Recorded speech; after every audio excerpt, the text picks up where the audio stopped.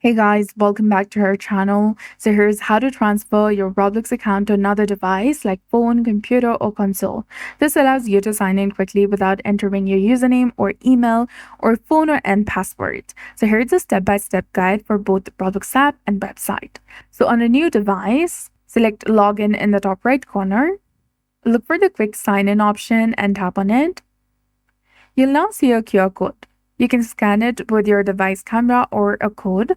For this guide, we'll use the code method. So on the device where you're already logged in, phone or computer, select the gear icon in the top right corner, then select quick sign in option, and then go ahead and copy this code. Once it has been copied in your clipboard, paste it right over here. Then select enter.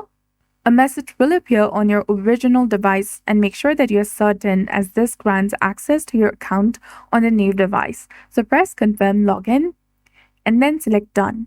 Now you need to wait and you'll be logged into your new device.